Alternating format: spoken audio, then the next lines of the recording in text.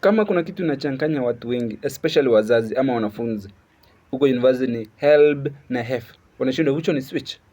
So in this particular video mimi nikuelezea sasa the big difference between HELB and HEF, alafu kwa unajua sasa. Now let's begin. So what is HELB?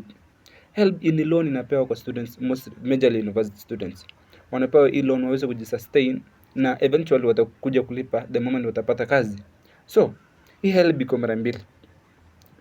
Sikiza hapa vizuri. HELB iko mara mbili. Kuna yenye inakuja kwako, that is the student, yenye inakuja kwako, alafu kuna yenye inaendea shule. So tuanze na yenye inakuja kwako. HELB yenye inakuja kwako inaitwa upkeep. Na hii upkeep inakuja either kwako, ukipenda either uweke M-Pesa ama uweke bank account, kutegemea kwako. So ukiweka bank account inakuja hapa kwako direct. Now on the other side sasa tuko na yenye inaitwa tuition fee. Tuition fee hii ni ile inaendea kwa shule account ya shule direct or deduct from your fees. Kama ulikuwa unadaiwa 30,000 na upate scholarship, upate tuition fee ya 30,000, so hapo utakuwa unalipa kitu. Now the main thing about this HELB now, inamaanisha aje? Wewe utakuja kulipa, ndugu yangu, sister, msikudanganyi. Hii HELB utakuja kulipa. So kama wewe unapata HELB ya 40k, utakuwa unalipa 40k, which is 20 kwa upkeep na 20 kwa tuition fee, eventually inakuwa 40k. Aya, on the other side tuko na HEF. What is HEF? HEF means Higher Education Fund.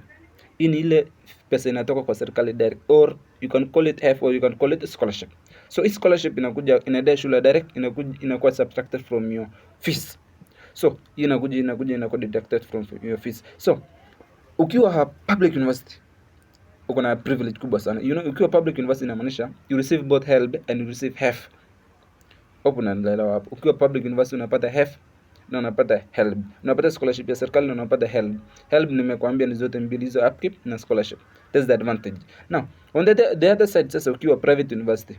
You remember private universities are institutions that are not governed.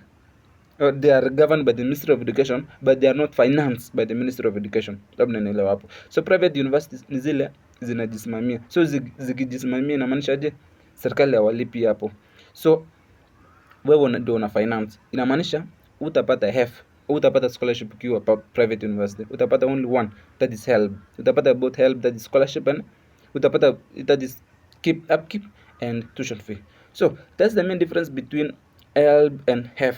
And hii HELB ujue utalipa ukimaliza. Now another question is, utajuaje? Serikali watajuaje?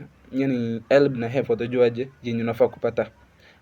So unaangalia kwa, umeona ukiweka KRA, ukiapply HELB ama HEF, unaweka KRA pin ya wazazi wako. So the moment umeka tu KRA hivi ina reflect mbio, na hapo sasa ndio wanajua the exact amount yenye unafaa kukupa. So that's the big difference between HELB and HEF. If you've learned something guys, consider subscribing and see you soon.